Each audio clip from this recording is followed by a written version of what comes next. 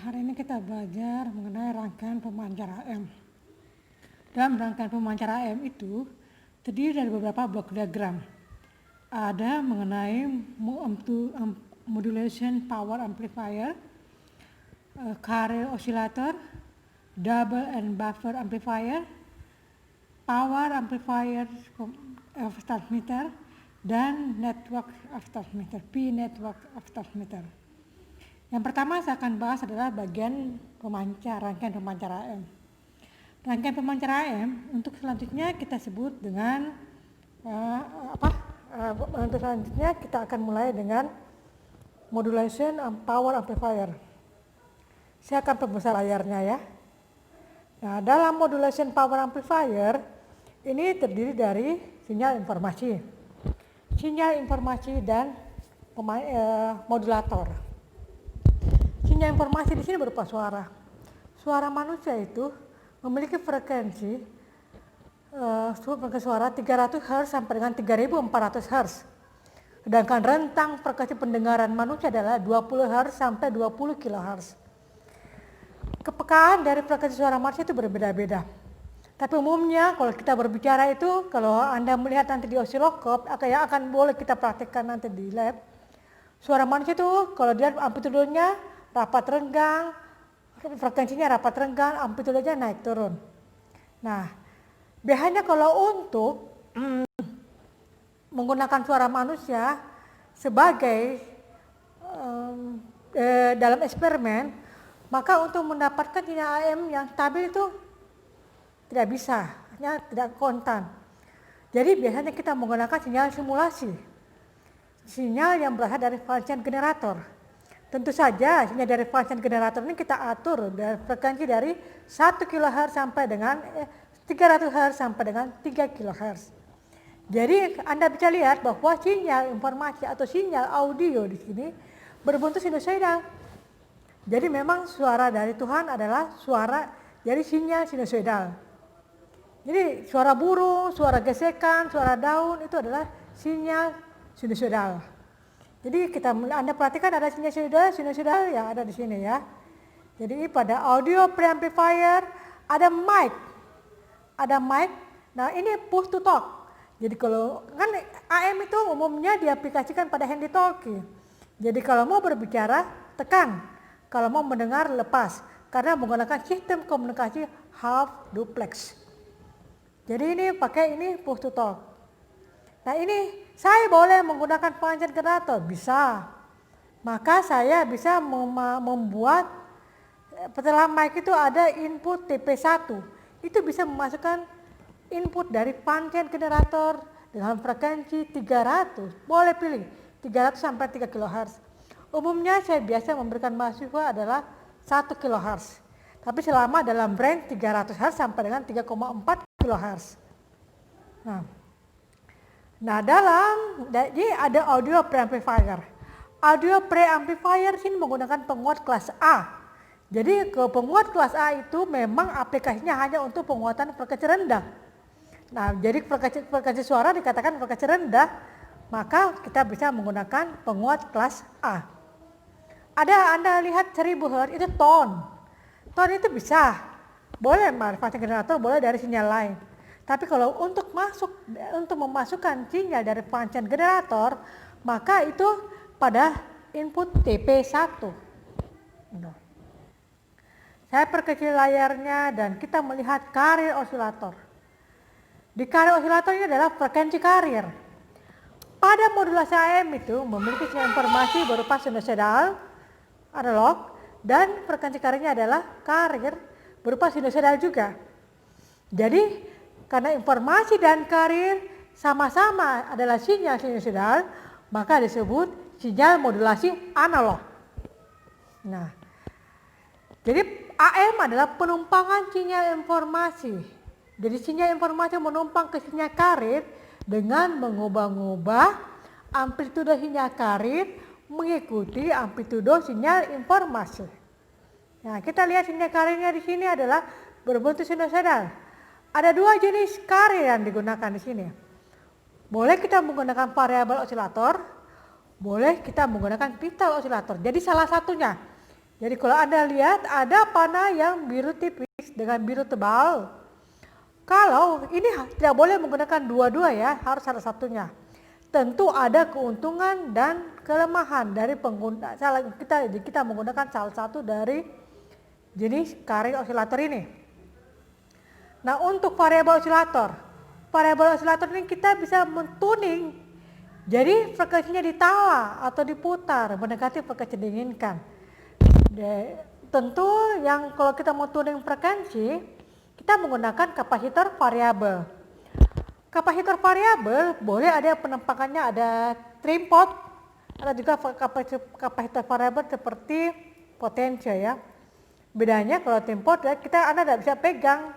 Untuk memutar ke kanan atau ke kiri Anda harus menggunakan obeng karena dia berupa sekrup. Sedangkan kalau seperti kapasitor variabel yang seperti potensiometer itu Anda boleh bebas memutar apakah ke kanan ke kiri berlawanan arus jarum jam atau searah dengan jarum jam. Ada displaynya. Nah, display ini akan menunjukkan berapa frekuensi yang telah dihasilkan dari penalaan osilator variabel. Kristal osilator di sini ada berbagai macam. Nah, kristal osilator itu bersifat tetap, jadi tidak bisa ditawa, tidak bisa diputar. Kita bisa memilih apakah menggunakan Y1, Y2, Y3 ataupun Y4. Nah, kita perhatikan untuk Y1 adalah frekuensinya 3 MHz, 3,5 MHz. Sedangkan kalau Y2 3,75 MHz, Y3 5 MHz dan Y4 itu bervariabel 3 sampai 8 MHz. Nah, jadi output dari variabel osilator atau kristal osilator dimasukkan ke TP2. Jadi kita harus menggunakan salah satu, tidak bisa menggunakan variabel osilator, tidak bisa menggunakan kristal osilator bersamaan, harus salah satu. Keuntungannya kalau menggunakan kristal osilator adalah fix.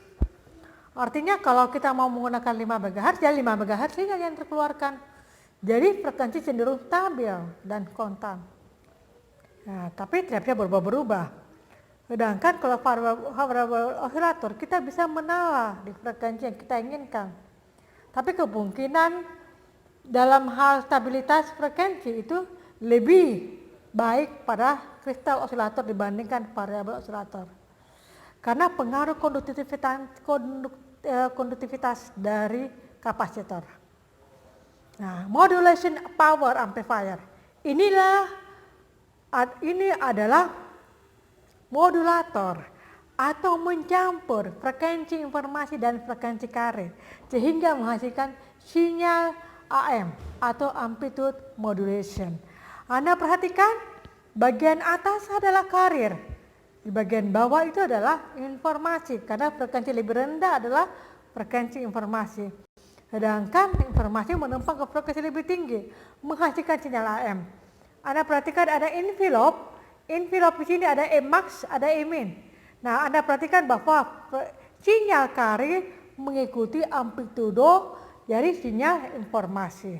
Jadi sinyal carrier yang berada di dalam, sedangkan sinyal informasi itu yang berada di luar. Oke, jelas? Nah, kita beralih ke doubler atau buffer amplifier. Nah, tujuan dari doubler adalah menaikkan frekuensi. Misalnya hasil pencampuran itu menghasilkan. Nah, kalau misalnya frekuensi carriernya adalah kita anggap 5 MHz. Frekuensi informasi 1 kHz. Berarti yang terjadi kalau kita menggunakan double sideband, frekuensi informasi, upper sideband, frekuensi carrier, dan frekuensi lower sideband. Nanti saya akan perjelaskan dengan rumus bagaimana cara mendapatkan dari pencampuran dua sinyal carrier dan informasi. Frekuensi doubler itu menaikkan frekuensi, misalnya hasil frekuensinya adalah frekuensi carrier 5 MHz. Maka doubler meningkatkan menjadi 2 kali, menjadi 10 MHz. Nah, peningkatan menjadi apakah 2 kali atau 3 kali dari frekuensi sebelumnya, itu tergantung dari jumlah transistornya. Jadi transistor ini bisa digunakan sebagai modulator, penguat, juga adalah pengalih frekuensi atau peningkat frekuensi, atau bisa dikatakan penambah frekuensi. Jika menggunakan satu transistor, maka pengalih frekuensi adalah 2 kali. Jika menggunakan 2 transistor, pengalihnya menjadi 3 kali. Jika menggunakan 3 transistor menjadi 4 kali dan seterusnya. Nah, di sini frekuensi doubler dari rangkaian yang ada di dalamnya adalah menggunakan 1 transistor. Jadi peningkatannya adalah 2 kali. Jadi kalau 5 MHz menjadi 10 MHz. Nah, setelah itu sinyal menjadi buffer amplifier. Jadi ini masih sinyal AM semua ya. Keluaran dari frekuensi doubler adalah AM. Nah, dikuatkan jadi penguat kelas C, yaitu jadi tetap adalah sinyal AM. Nah, lihat frekuensinya. Dalam eksperimen ini, sinyal dari modulation power amplifier bisa langsung ke buffer amplifier. Boleh tidak melalui frekuensi doubler, boleh. Tapi boleh juga melalui frekuensi doubler. Apa keuntungannya kalau menggunakan frekuensi doubler? Supaya meningkatkan daya yang lebih baik, kualitasnya lebih baik, itu menggunakan frekuensi doubler. Jadi kualitas sinyal, kejernihan suara dihasilkan kalau kita menggunakan frekuensi doubler. Ditambah dengan buffer amplifier atau penguat daya. Penguat IF, intermediate frekuensi, karena hasil dari pencampuran frekuensi carrier dan frekuensi informasi. Jadi buffer amplifier adalah penguat intermediate frekuensi. Nah, setelah buffer amplifier, sinyal dimasukkan ke power amplifier of transmitter. Jadi disinilah adalah sinyal penguat daya berupa kelas C.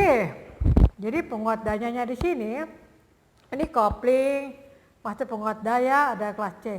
Jadi sinyal dikuatkan tentu berapa kali penguatan ya. Ya tentu ada transistor dalamnya. Tapi tidak sama prinsipnya transistor dengan doubler bahwa jumlah transistor maka berapa kali penguatan. Karena tergantung dari jenisnya. Untuk jenis kelas A, kelas B, kelas C itu tergantung dari transistornya. Untuk kelas A itu, transistor yang digunakan adalah efek dari frekuensi rendah.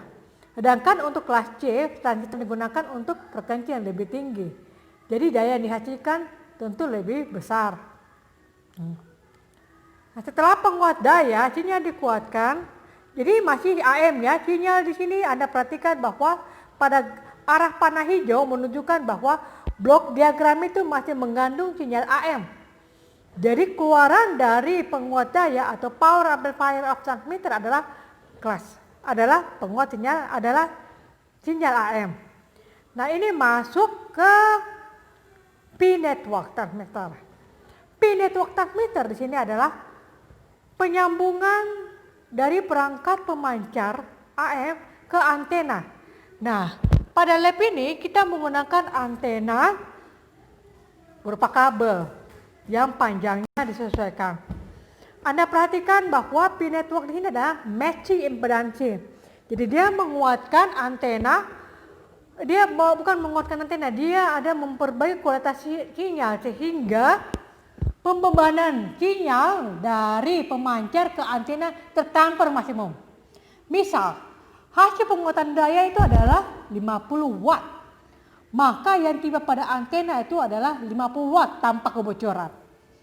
Jika tidak ada matching impedansi, dalam hal ini adalah P-network, maka kemungkinan yang tiba di antena itu bukan 50 watt, tapi bocor. Dalam istilahnya adalah ada arus yang berkurang, tidak sampai pada antena itu 50 watt. Pada telekomunikasi disebut adalah arus balik, artinya sinyal kembali ke power amplifier of transmitter. Ini yang kita cegah jangan sampai yang terjadi. Karena jika terjadi arus balik yang demikian besar, ini dapat merusak perangkat power amplifier of transmitter. Anda lihat di P-network di sini adalah ada rangkaian induktor dan kapasitor. Sebelumnya saya telah memperlihatkan video bagaimana sistem kerja dari matching impedansi. Matching impedansi di sini adalah harus mengenal dulu karakteristik dari set nol, di mana pengaturan frekuensi berdasarkan dari komponen induktor dan kapasitor. Jadi pada saat kita menyetel, induktor tidak bisa disetel karena bersifat sebagai lilitan, jadi dia bersifat fix. Jadi ada yang bisa disetel atau yang bisa diatur, yaitu adalah kapasitor variabel. Jadi kapasitor variabel ini akan menyetel supaya daya yang transfer dari pemancar ke antena itu maksimum. Misalnya kalau pada pemancar hasil penguatannya adalah 50 watt, maka tiba pada antena itu adalah 50 watt. Maka tujuan dari kapasitor variabel di sini adalah mengatur supaya penguatan dayanya adalah maksimum. Hasil output dari P network of transmitter adalah AM yang telah memiliki daya yang lebih besar, voltasenya yang lebih baik sebelum dibandingkan dengan rangkaian power amplifier. Sekian untuk pemancar AM. Rangkaian penerima AM. Rangkaian penerima AM ini adalah tujuannya untuk menerima sinyal bermodulasi amplitudo dari rangkaian pemancar. Di rangkaian penerima AM ini ada terdiri beberapa blok diagram. Ada mengenai tuner receiver, local oscillator, AF amplifier and detector, dan audio amplifier. Jadi kalau pada pemancar adalah mengubah atau menumpangkan informasi supaya menempuh jarak yang ribuan kilometer atau hanya beberapa kilometer atau beberapa meter ke penerima dan mengembalikan sinyal kembali ke sinyal aslinya. Jadi kalau Anda memancarkan sinyal audio seperti suara, maka lawan bicara Anda yang berada jauh dari Anda itu harus menerima suara Anda kembali. Jadi tujuan dari rangkaian penerima AM adalah menerima sinyal AM lalu mengubah kembali menjadi bentuk suara. Jadi pada rangkaian penerima AM di sini ada tuner of receiver. Beberapa sinyal itu masih mengandung sinyal AM. Nanti setelah pada saat audio amplifier, sinyal kembali ke audio lagi.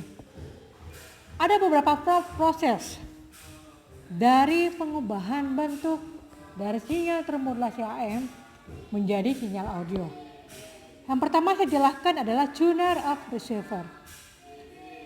Tuner of receiver adalah penerima AM yang dari antena dan dikuatkan. Jadi Anda perhatikan bahwa di sini adalah ada antena. Antena ini tidak semua antena yang digunakan. Aplikasi antena tergantung dari bentuk antena. Untuk antena yang berfrekuensi rendah, biasanya memiliki ukuran antena lebih besar. Ada juga antena yang sangat tinggi frekuensinya dan antenanya juga besar, semacam seperti komunikasi satelit. Nah ini antena yang kita gunakan pada eksperimen yang dipraktekkan di lab adalah antena dan hanya menggunakan kawat atau kabel koaksial, benana atau benana. Nah lihat dari sini adalah ada tuning ya. Tuning ini kalian ingin saya ingatkan prinsip dari eksperimen AM adalah diaplikasikan untuk handle talkie. Jadi prinsipnya menggunakan sistem komunikasi hal duplex. Artinya sinyal bolak-balik antara pemancar dengan penerima menggunakan frekuensi yang sama. Jika kita menggunakan memancar frekuensi 5 MHz, maka penerima pun menerima frekuensi 5 MHz. Nah, tidak sama dengan full duplex. Pemancar dengan penerima berbeda frekuensinya. Pada hal duplex, sinyal bolak-balik ke pemancar dulu penerima. Jadi ada sistem namanya push to talk. Jadi kalau kita menekan mic, maka itu adalah berbicara. Kalau kita melepaskan berarti mendengar pembicara. Nah di sini adalah tuning. Tuning ini kenapa ada tuning di sini? Karena berapa pengguna handle talkie itu memancar dari frekuensi 3 sampai dengan 35 MHz ya. Nah di sini kita bisa memilih pengguna di kanal berapa, di frekuensi berapa. Jadi kita tuning, kita ingin berbicara dengan user atau pengguna di frekuensi berapa. Jadi kalau pada penerima di sini tuner, sedangkan pada pemancar dia hanya menyewa satu frekuensi sebagai kanal yang ditetapkan sebagai miliknya sendiri. Sedangkan kalau pada penerima kita bisa memilih frekuensi yang mana kita bisa pilih sebagai lawan bicara kita.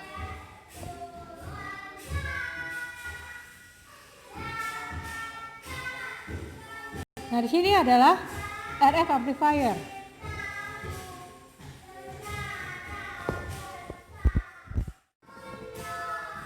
Kita bisa melihat bahwa RF amplifier ini menguatkan sinyal yang diterima dari antena. Sinyal yang diterima dari antena adalah memiliki kekuatan dan daya yang sangat kecil. Jadi kalau kita tidak menguatkan, maka kemungkinan kita tidak mendapatkan informasi apa-apa. Justru yang kita terima adalah noise. Jadi gunanya RF amplifier adalah menguatkan sinyal yang diterima oleh antena. Nah, sinyal yang diterima oleh antena adalah dikuatkan dengan menggunakan sistem penguat kelas C. Pada penguat daya itu, untuk aplikasi frekuensi tinggi very high frekuensi sampai ultra high frekuensi itu menggunakan penguat kelas C. Jadi pada RF amplifier menggunakan penguat kelas C. Mixer. Mixer di sini adalah pencampur. Mixer pada pemancar adalah modulator. Ada juga mixer pada penerima. Gunanya adalah untuk menurunkan frekuensi sampai mendapatkan di frekuensi detektor atau sistem pemisahan antara frekuensi carrier dengan informasi sebesar 455 kHz. Jadi di sini misalnya frekuensi yang diterima adalah kalau kita menggunakan frekuensi doubler tadi adalah 10 MHz. Maka mixer di sini adalah menurunkan 10 MHz perlahan-lahan sampai mendapatkan 455 kHz. Nah, kalau Anda lihat ini mixernya adalah lokal osilator.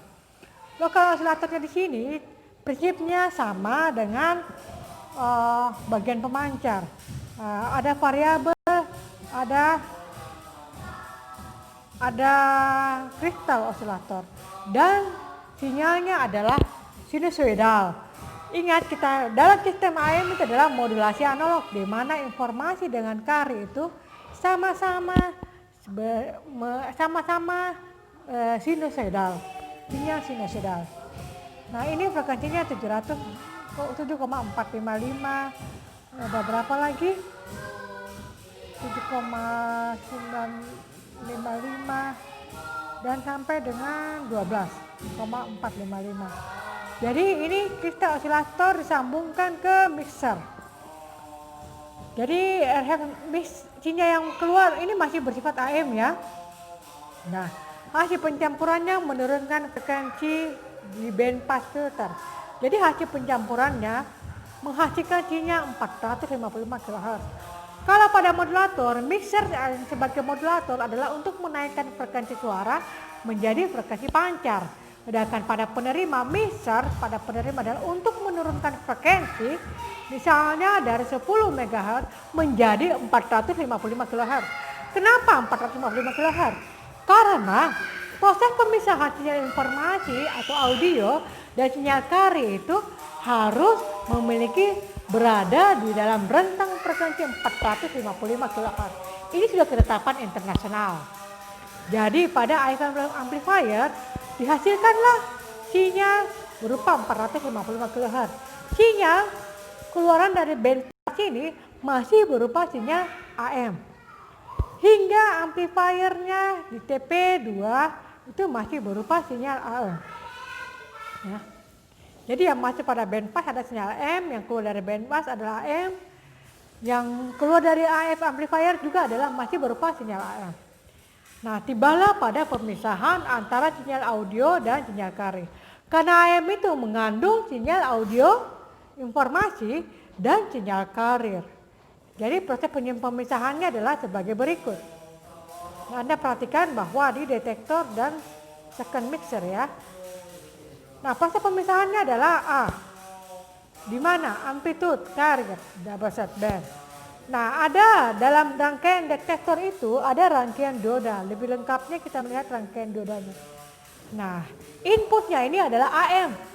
Jadi input adalah sinyal A yang paling atas. B itu keluaran dari dioda adalah B, ya, penyearah. Dan setelah keluar dari dioda, maka melalui filter, low pass filter, maka menghasilkan sinyal audio, sinyal informasi kembali. Oke, jelas? Setelah, jadi yang output yang keluar pada detector and second mixer itu adalah sinyal audio. Lalu sinyal audio dikuatkanlah menggunakan audio frequency amplifier, menggunakan kelas penguat kelas A sehingga menghasilkan sinyal suara kembali. Itu sinyal audio. Demikianlah penjelasan saya mengenai sinyal AM dan Anda boleh bertanya melalui secara absen. Terima kasih.